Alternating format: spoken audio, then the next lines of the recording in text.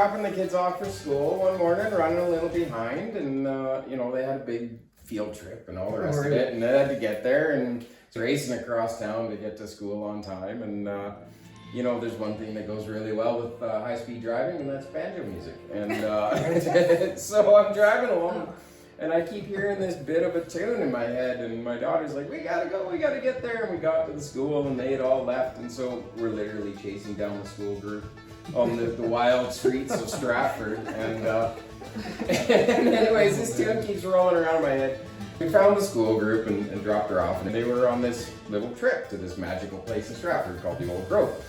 And so anyways, I rushed home right after that, and I'm like, I should really go to work, but I gotta get this tune out of my head. So I sat down with my banjo and I started playing it, and about half an hour later, I had basically written the bulk of the 3 parts out.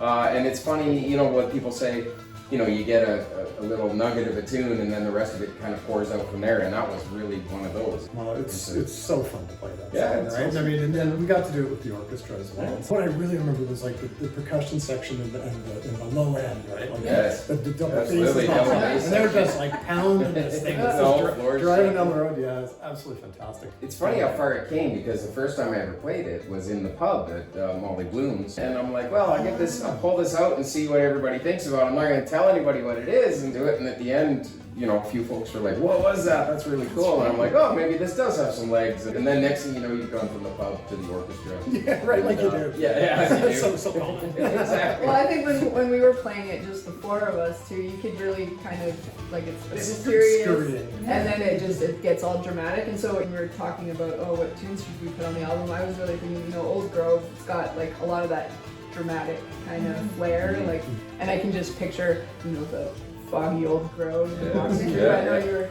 And I think you guys, like, with the accompaniments and the chords and all the rest of it, because I just came with the notes, the melody of the piece, right? And you guys kind of took that, and then as a band, we kind of took the pieces and put them together to accentuate the parts of it that kind of give that feeling, like you're saying, the spookiness. Well, it's got this kind of intro off the beginning that really builds, and it's like it's coming out of the woods at you. We've got there's a little bit of a breakdown in there, and it's and you can hear the wind howl, like it's in there, everything's in there. It's really Well, the Old Grove is a real place in Stratford, right? It's what's it called? It's the TJ Dolan. It's a beautiful place. It's forest. It's like, and I do find that I kind of go to that a little bit. I have a visual as a result of just your analogy. You hear the banjo. I hear that a lot. I wish you'd stop. And yes, we're kind of going back to the beginning with chapter 2. That's right. Recording the way. Which is fun, because we're gonna kind of take it back to what it was, and when we break it down and it's just us in the studio, we can really kind of get at the bits that. Well, that's the power. There's a great energy there that I find that it's always got that driving feeling. That and don't forget, you guys have played it even further strips down, because that's right. On the bar, on our floating adventure.